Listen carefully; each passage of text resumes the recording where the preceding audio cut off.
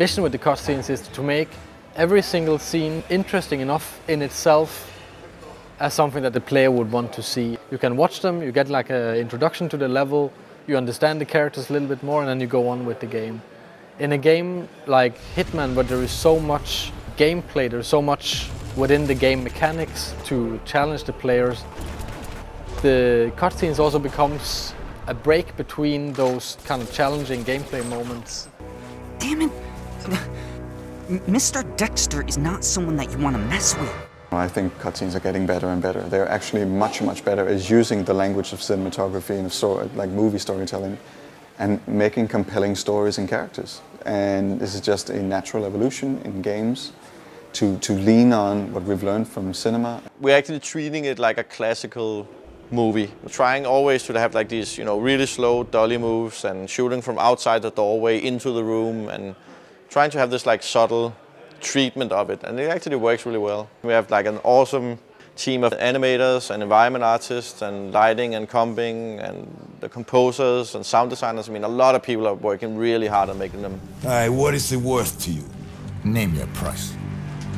If they convey a sense of motivation to play the game, and we've taken a lot of care to add that to Hitman Absolution, it's all well and good to be given a task to go and you have to take out a certain target, but if you can apply an emotional reason or a really solid motivation to do that, it just makes it more enjoyable and a lot more fun to play. Now listen to the city. If anyone mentions the girl, you know what to do.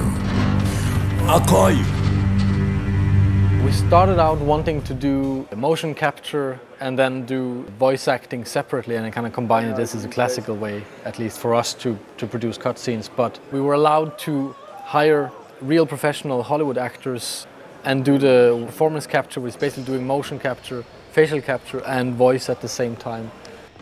Mr. Travis, you know this is my prayer time. This definitely reminded me of making literally a motion picture. And that it's like very beautiful, very clear, and I think that it's a wonderful aspect that they've added to the video game. The basics of motion capture is that we have a series of cameras placed around a room and they record optically these little markers that are placed on actors.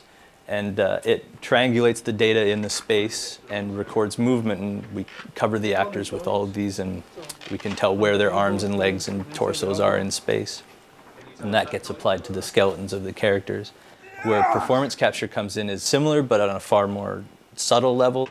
We had a helmet-mounted camera and used that as reference for keyframing. If you have to marker up the face, there's a lot of micro movements that get captured, and that goes through a similar process, but it usually requires far more cameras to pick up the smaller dots and the smaller ranges of movement. Also with ours, it required a soundproof studio, which Giant had where we shot, so we could have the actors' voices synced up with their movement and just get a more believable performance out of them. That was really important to us. Well, I always describe motion capture to people as the most natural performance an actor will ever have in the most unnatural environment.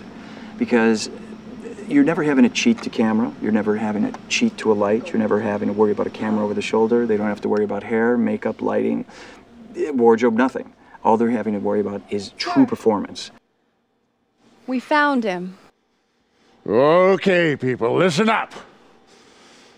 I'm giving a green light on this operation.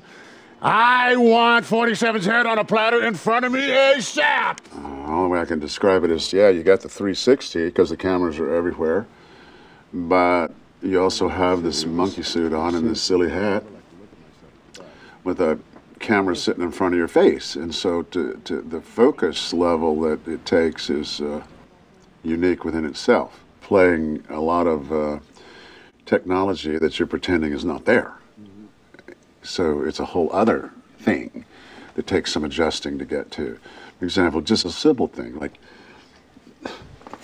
see this thing right in front of your face? It's very hard to focus on the other actor if that's there, and like this character smokes.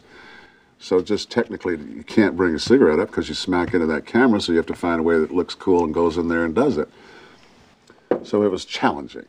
The actors did have a lot of good suggestions, and they would say, this feels like out of character, and we'd be like, that's true, and we had a lot back and forth. So we spent quite a bit of time on working with their voices, on getting like getting a little deeper into the characters, like giving them some layers to the performances. The physicality and the origin of it is very much on the actors' shoulders, but from that point on, the animator's involvement in it shouldn't be really sold short. They add a huge amount of emotion and of physicality and everything to the scene.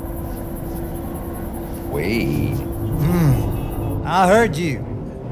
You want me to snatch some chick? Man's gonna call you, tell you how to find her. There's a convergence where the line between cutscene and gameplay is blurring, and it's a major goal for a lot of AAA games is to have it as one fluid experience and not take the user out of the gameplay and really immerse them in the story and the characters and the universe that we've created.